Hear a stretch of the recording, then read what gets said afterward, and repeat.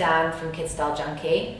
I'm here today with Annabel Karmel, the original mumpreneur, foodie godmother and MBE, many other things, expert in child nutrition.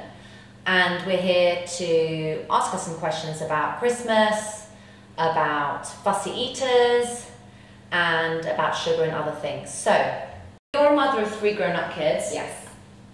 Have you got any like horror show feeding stories from when they were little that you can share with us? Well, Nicholas was a difficult child in all respects, and one of the things he would not do is eat.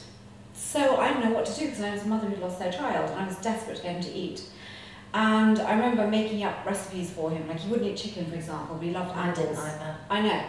So I made up these chicken and apple balls with like grated apple and minced chicken and onion and thyme, and he absolutely loved them.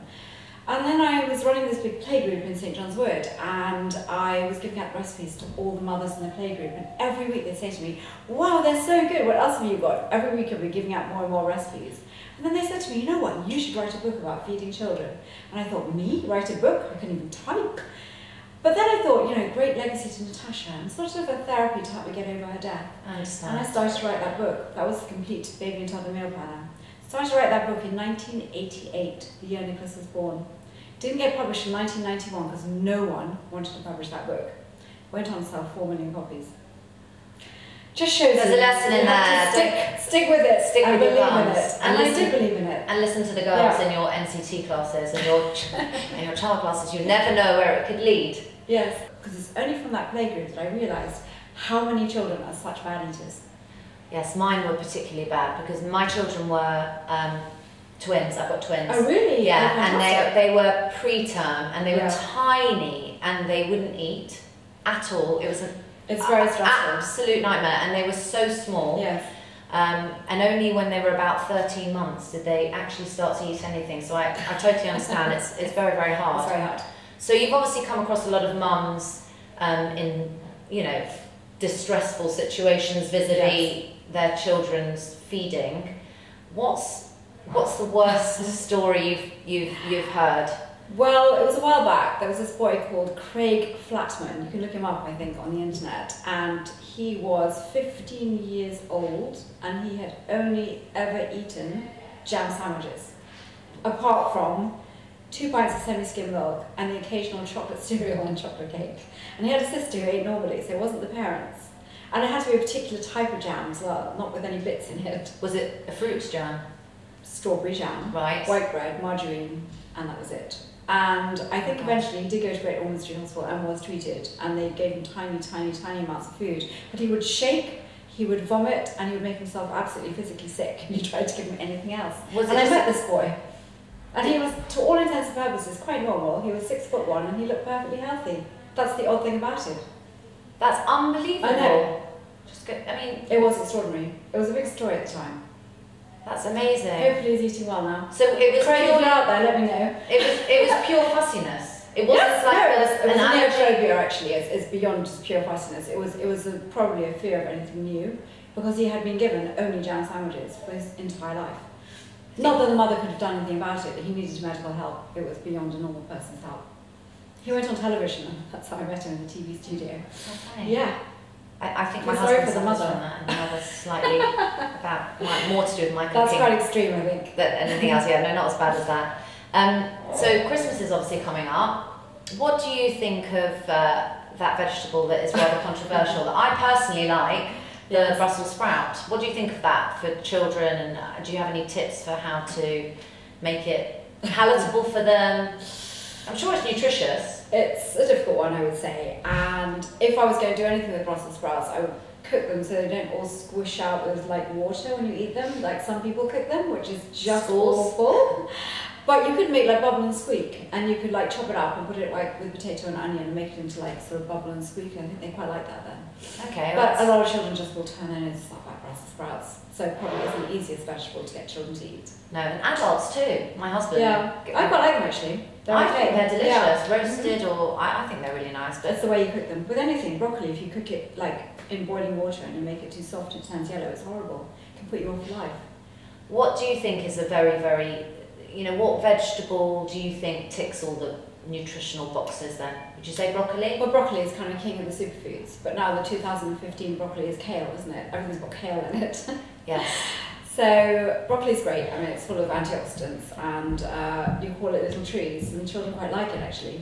The thing is, they like broccoli, but sometimes they won't touch cauliflower until I made up a recipe, which is in a new book that's coming out next year, which is roasted cauliflower with like a honey soy sauce vinaigrette.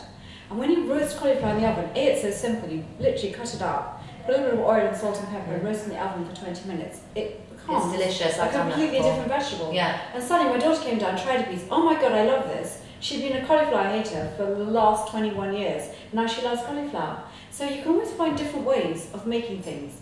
For example, I absolutely hate beetroot. There's nothing that will make me like beetroot. But I made these chocolate beetroot brownies the other day, and they were amazing. And you know, you can combine vegetables with chocolate and all sorts of things and make incredible concoctions. Best brownies I've ever made. On my website, if anybody wants to try them. I do. They're fantastic. And in that sort of, in that guise, are they considered one of your 5 a day? Kind of. Probably not the healthiest way to have your 1 or 5 a day, but there probably is a good helping of vegetables in each of those brownies. Okay. There's a lot of beetroot in them. Right, okay. So, I mean, that brings me nicely on to what I wanted to discuss with you about sugar. There's obviously been a lot in the press recently about sugar and the sort of negative effects of sugar. Have you seen that sugar film? There's a documentary, a really interesting documentary called That Sugar Film. No, I saw the Jamie Oliver program on sugar when he went to Mexico, and the children were drinking baby milk out of a formula milk out of a bottle, and then they were swigging Coca-Cola at the same time. It's very odd, very odd. Okay, they were literally under a year old. Well, this was a very interesting documentary by an Australian guy, and all about how the sugar industry have been conning us, and they paid for a lot of the research to say that fat's bad for you, and it's actually sugar that's bad for you. And the whole premise of the film, the documentary, was that for 60 days he would incorporate sugar into his diet, but not in terms of how I would like to do it with you know, sweets and chocolate and cakes and biscuits. He didn't have any of that stuff. Only healthy, natural fruit sugars, like healthy raisins foods, and low-fat yogurts and all that which stuff. are more sugary. Absolutely, and it was so interesting. And he put on 8 kilos, even though he was eating less calories. I think that this is a big problem. Like, sugar has become, you know, the worst type of food you can have. And then fruit sugars. Do you say that fruit sugars are as bad as added sugar? And in some ways, I'm afraid to say that they are. And you know, breakfast cereal is bad enough, but you're having it in a bowl of milk. But then you take a cereal bar, and that sticks to your teeth. That has like to be toffee, worse. like toffee, and it's stuck in the wells. And unfortunately, things that seem to be healthy, all these like extruded fruit sugar snacks that are very sticky, and they say, you know, all made of like natural fruit sugars, they are unfortunately as bad as eating sweets for your child's teeth. No, and that's what I'm not a fan of them. But I mean, you know, where do you draw the line? Because even raisins like stick to children's teeth, and they're not great as a snack. It's the frequency with which children eat sugar that does the most damage to their teeth. And the best thing you can give children after a meal is cheese, because cheese will neutralise the acids in sugar. So that's the best thing you can do. And I remember at school we were told to eat apple after a meal, and that's not good, because that contains acid and isn't good for your teeth. So some things are okay. I mean, I think natural sugars in fruit, like a banana, is okay. But then if you get a banana chip which sticks to your child's teeth, I don't think that's okay. And people seem to think, oh, it's fruit, that's a good snack for my child.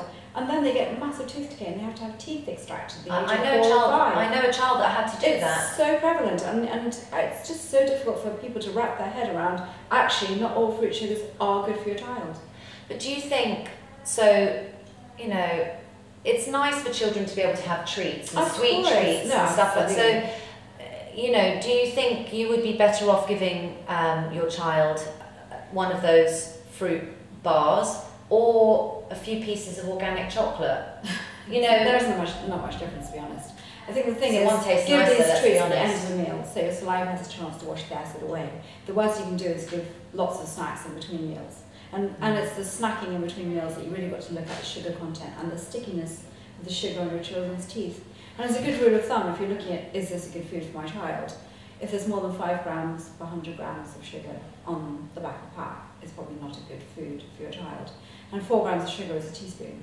Sometimes you look at a yogurt and it's got 12 grams of sugar in a small pot. That's 3 teaspoons of sugar in a small pot of yogurt. That's shocking. And you know, and some of these healthy snacks have over 47 grams of sugar, almost half sugar. It's just common sense if you know what to look for. And you think, you know, yogurt, raisins, great snack. Well, actually, no, they're not. They'll destroy your child's teeth. I mean, in moderation, at the end of a meal, okay, but not all the time between meals. Yeah, that's what my dentist said, actually. Yeah. Because it's not only, you know, you have to consider also from, obviously, the doctor's perspective, health, but also the dental's perspective. I think it's a really good idea to get your dentist to tell your child these things. I did. Because they will not believe us. I know. Their mother. I did. I got my and then dentist. to show what's happened to some other children, and that is honestly something that worries children, I think.